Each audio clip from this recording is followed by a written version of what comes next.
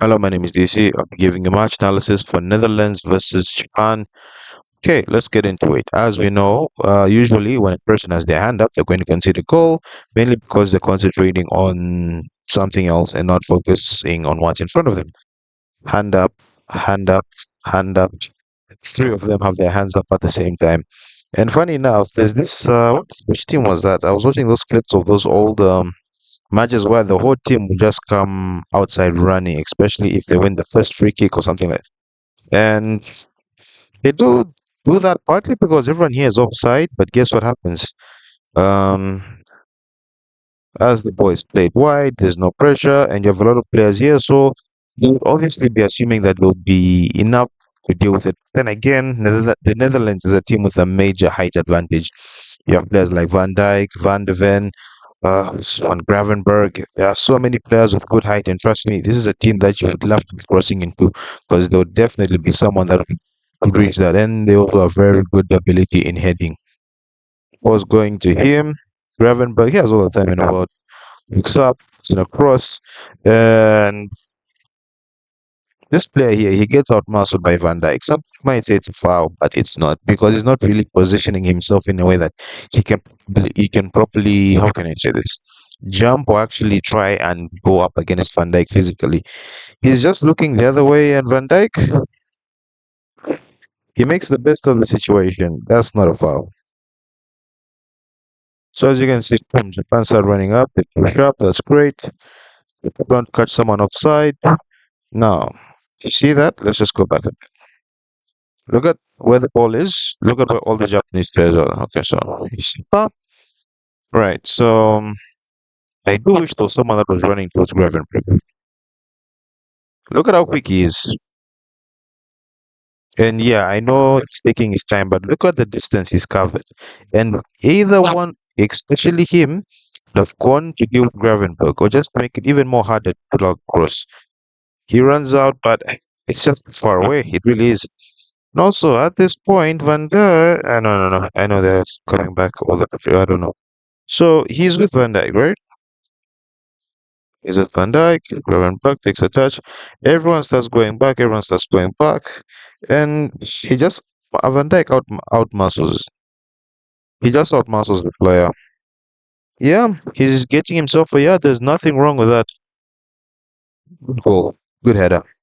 Those ones are especially nice where the ball just hits the post and goes back in. All right, boys played in. He's making a run. Okay, well marshaled somehow, and the ball is not reaching him even if he was. Yeah, so it's okay. It's okay. Now let's move forward. Yeesh. So for that, he's dealing with it 1v1. What does he do?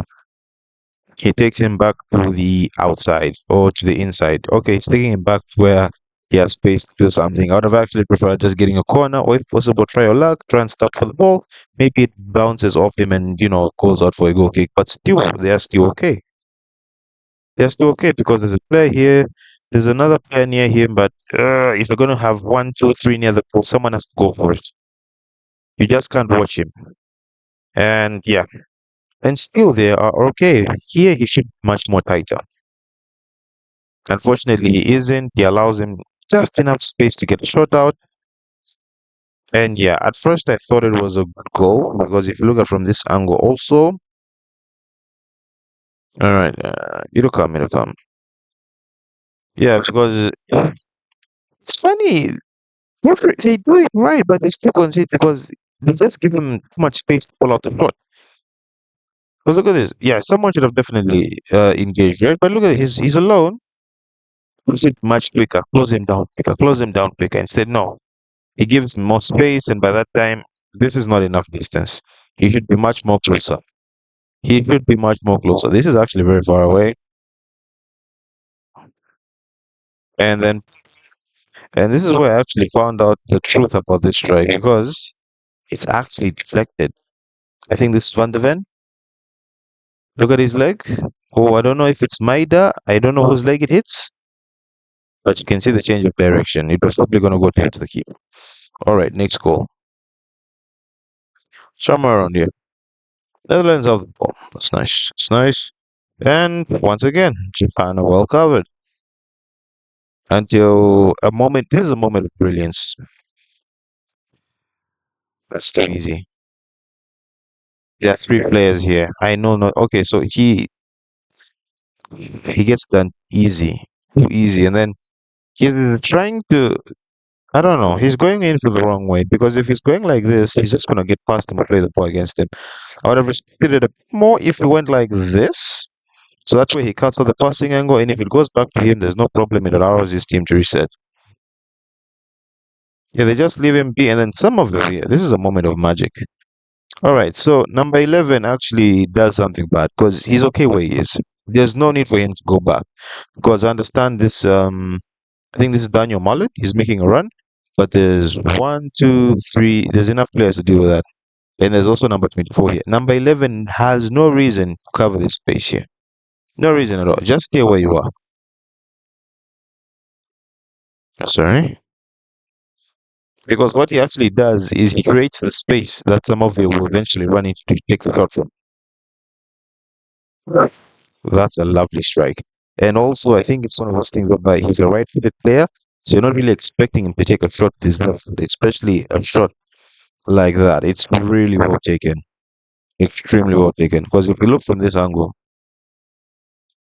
number 11, he just has to stay where he is. There's no need to cover this space. There's no need because Daniel Marlin has already gone, so there's no need for him to be here because it would be about three players, and then like he's in the perfect place. There's no reason to go. There's no reason. And if he just stayed where he was, would have probably gotten something on that.